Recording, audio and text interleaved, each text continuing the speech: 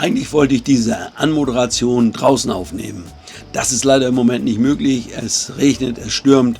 Deshalb sitze ich hier im Wohnmobil. Worum geht es in diesem Video? Kurzer Rückblick auf unsere Reise. Dann geht es natürlich um das Wetter hier in Spanien, was in diesem Winter extrem schlecht ist, würde ich mal sagen. Darüber habe ich mit einem anderen Camper, der einiges erlebt hat, gesprochen. Den habe ich interviewt. Das möchte ich zeigen. Und vielleicht gibt es noch einige andere Informationen. Herzlich willkommen dazu.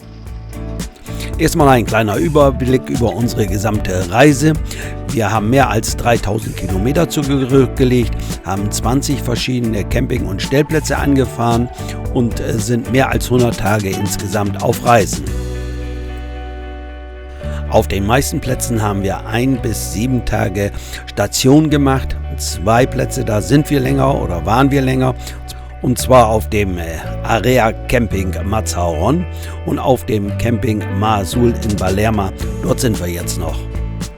Hier werden wir dann voraussichtlich bis Mitte Februar bleiben. Dann haben wir geplant, weiter Richtung Atlantik zu fahren. Aber das werden wir dann entscheiden, je nach Wettersituation. Wir waren ja auf unserer Reise hier in Spanien auch in El Campello, das ist in der Nähe von Alicante. Dort hat ein neuer Stellplatz eröffnet. Ich verlinke den hier nochmal, den habe ich ja in meinem Video gezeigt. Jetzt gibt es dort noch einen weiteren neuen Platz. Der war zu dem Zeitpunkt, als wir im November dort waren, noch nicht ganz fertig, beziehungsweise wurde gerade eröffnet. Und da möchte ich jetzt auch nochmal ein paar Bilder zeigen. Es handelt sich um einen recht großen Stellplatz. Er hat insgesamt 170 Parzellen, so habe ich zumindest gelesen, in unterschiedlicher Größe. Es geht los mit einer Länge von 6,50 Meter bis zu 17 Meter lang hin. Entsprechend sind auch die Preise. Es geht hier anfangs los mit 16 Euro pro Tag bei einem kurzen Aufenthalt. Und für die großen Plätze bezahlt man dann über 30 Euro. Bei längerem Aufenthalt wird es natürlich preiswerter. Es handelt sich um einen voll ausgestatteten Camping- oder Stellplatz. Ich weiß es nicht ganz genau, konnte ich jetzt hier nicht ermitteln. Jeder Platz hat, glaube ich, eine End- und Versorgung bzw. einen Abfluss und einen Wasserhahn und natürlich auch einen Stromanschluss. Wir haben ja selber hier auf diesem Platz nicht gestanden, deshalb kennen wir nicht jedes Detail hier vom Platz. Wäre ganz schön, wenn jemand, der jetzt in der letzten Zeit dort schon mal gestanden hat, vielleicht in den Kommentaren darüber berichtet und vielleicht noch ein bisschen was dazu schreibt und ergänzt, was ich hier zeige oder erklärt habe. Es gibt ein großes Sanitärgebäude mit einer guten Ausstattung. Oh ja, auch alles modern, ja. Ich habe im Internet geschaut und einige Bewertungen gelesen, die waren überwiegend positiv von diesem Platz.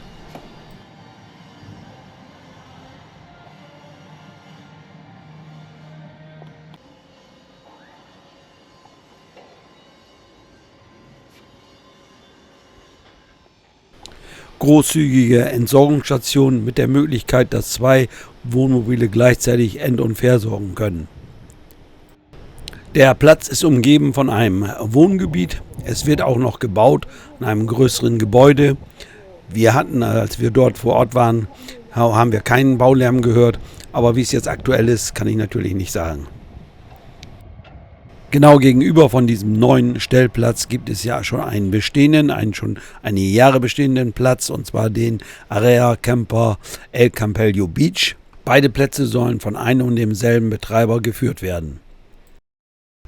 Auf dem El Campello Beach haben wir vor Jahren schon gestanden. Es gibt auch ein Video von mir zu diesem Stellplatz. Beide Plätze, der El Campello Beach und auch der neue Alicante oder Camperpark Alicante, liegen sehr günstig zum Meer hin, sind nur wenige 100 Meter vom Meer entfernt. Schnell erreichbar von hier aus sind die Städte Benidorm und auch Alicante. Direkt am Meer entlang geht eine Bahn.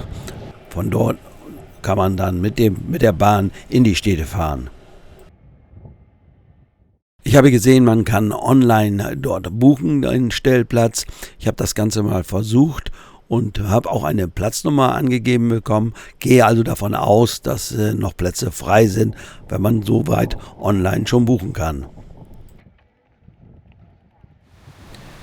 Jetzt zurück zu unserem jetzigen Standort, dem Camping Mar Azul. Hier sind wir seit dem 15. Dezember. Und das Wetter war in diesem Winter recht wechselhaft. Es war nicht immer schlecht, aber man sieht schon hinten in den Sierra Nevada, Schnee liegt oben auf den Bergen. So war es kühler, besonders in den Nächten, und wir mussten mehr heizen als sonst in den Vorjahren. Jede Woche habe ich eine neue 11 Kilo Flasche Repsol Gas gebraucht. Das ist Gott sei Dank hier kein Problem. Ein Flaschentausch ist hier direkt auf dem Platz möglich. Es gab hier auch einige Regentage, hat auch stark geregnet, aber das Ganze war nicht unwetterartig. Es gibt nicht so wie in Deutschland viele Abflüsse oder Gullis hier. Das kennt man hier in Spanien nicht so, weil es einfach auch hier in Andalusien nicht viel bisher geregnet hat. Das ist in diesen Jahren anders oder in diesem Jahr anders. Es hat hier erheblich mehr geregnet als sonst. Das Wetter ist natürlich regional in Spanien unterschiedlich, aber ich habe den Eindruck, in diesem Winter war es in ganz Spanien kälter und schlechter das Wetter als in den Vorjahren. Nicht nur in Spanien hat es viel geregnet, auch in Marokko. Das haben mir einige Camper berichtet, die eine gewisse Zeit in Marokko waren und aus Gründen, weil es so schlechtes Wetter dort ist, wieder zurück nach Spanien gekommen sind. Es gab natürlich immer wieder Tage mit blauem Himmel und Sonnenschein, aber es waren eben weniger als in den Vorjahren. Was mir aufgefallen ist in diesem Jahr, dass auch einige Camper unterwegs sind, die nicht wie wir 3, 4, 5 Monate hier in Spanien sind, sondern nur einige Wochen. Das ging bis zu 2 Wochen nur. Und für die ist natürlich besonders schlecht, wenn das Wetter dann noch nicht toll ist. Einige haben dann die Reise abgebrochen und sind vorzeitig nach Hause gefahren.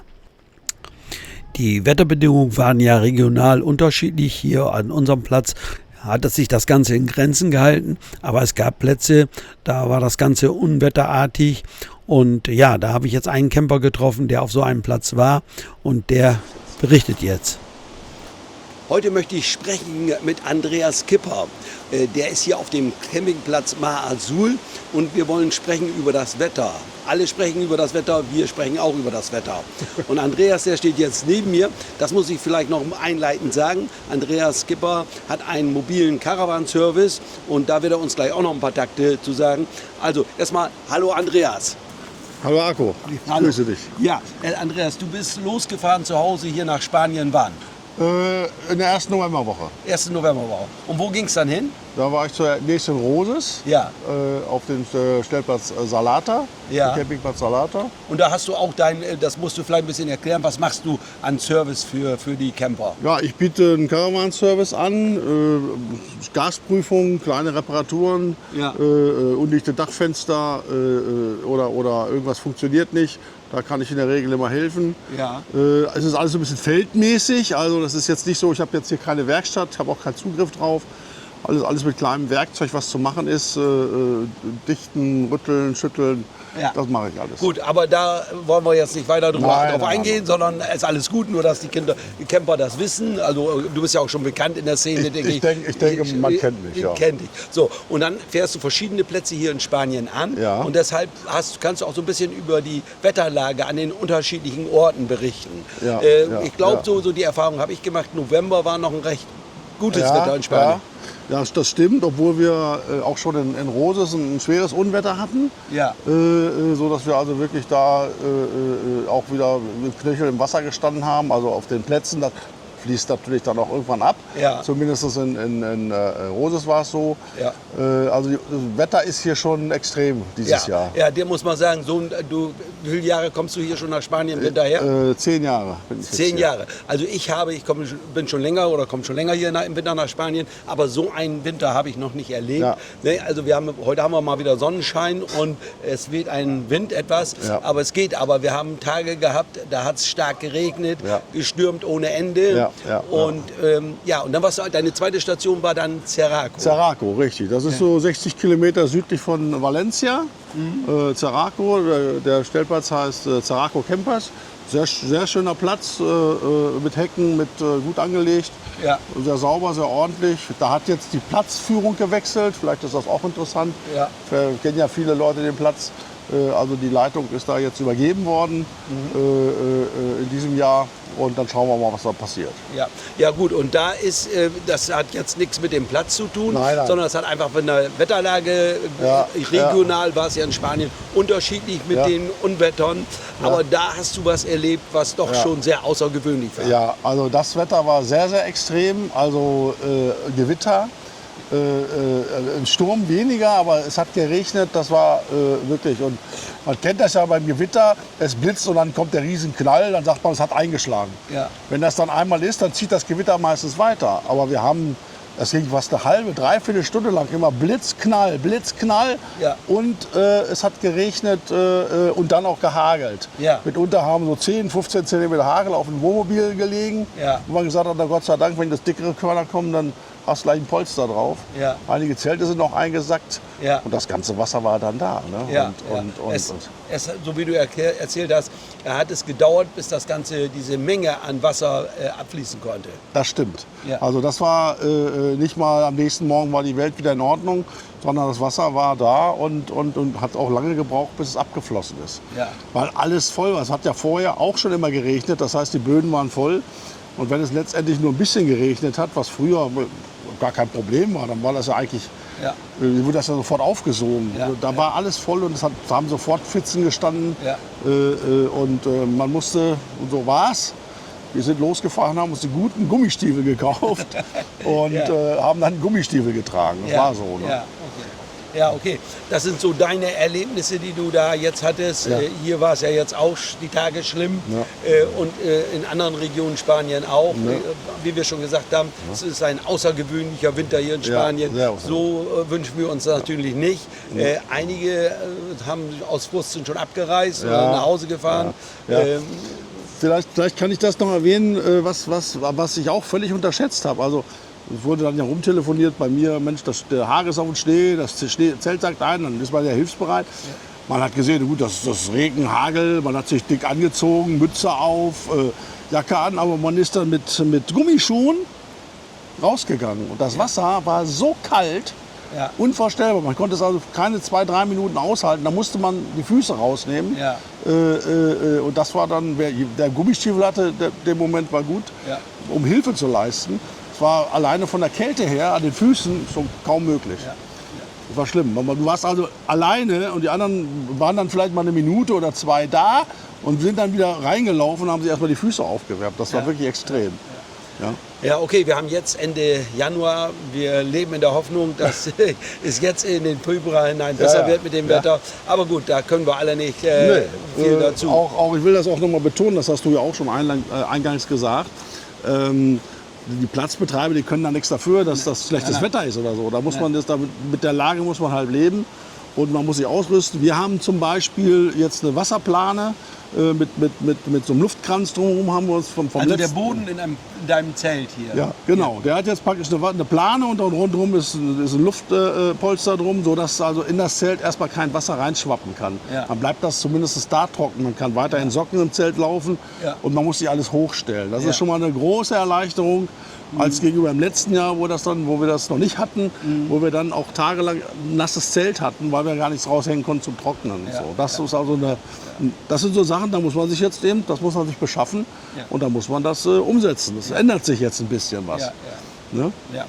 Okay, Andreas, dann soll es das gewesen sein. Gerne, ich danke dir für deine Ausführungen. Wollen ja den anderen Campern nur ein bisschen, die zu Hause sind, auch berichten, Ja, wie es hier ist, dass es nicht immer nur alles schön ist, sondern dass es auch mal solche Dinge gibt hier. Genau. Und ja. Alles klar, hab schönen Dank. Dankeschön. Alles klar, tschüss.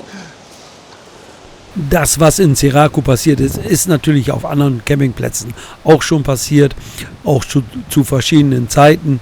Es gab auch Unwetter, also Sturm. Man sieht es hier, sind Bäume umgefallen, auf Wohnmobile und Wohnwagen gefallen. Sowas hat es alles gegeben in diesem Winter. Auch hier auf dem Camping Mahazul hatten wir einen Sturm mit Windböen bis zu 100 km/h und starkem Regen dabei. Unser Zelt hat es soweit gut überstanden. Ich musste noch so Leinen dazu spannen, abspannen. Allerdings die normalen Erdnägel halten nicht. Ich habe dann Schrauben oder ich nehme im Normalfall Schrauben, die ich mit dem Akkuschrauber in den Boden drehe. Das hat gut gehalten, aber die Nägel, die halten bei so einem Wind nicht. Auch die nächsten Tage soll das Wetter hier in Spanien nicht so toll werden. Aber was nutzt es? Wir müssen da durch. Manchmal ist es so, dass es am Abend dann schon wieder schön wird und die Sonne kommt, so wie in diesem Fall. Und dann ist man wieder zufrieden. Das soll es mal wieder gewesen sein. Ich sage wie immer Dankeschön fürs Zuschauen und bye bye, bis zum nächsten Mal.